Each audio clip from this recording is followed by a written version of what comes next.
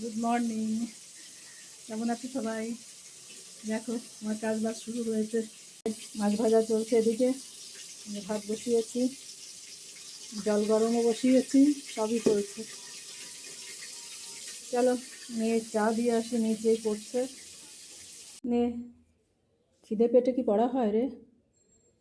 খিদে পেটে পড়া মুখস্থ হবে না, খেয়ে নে।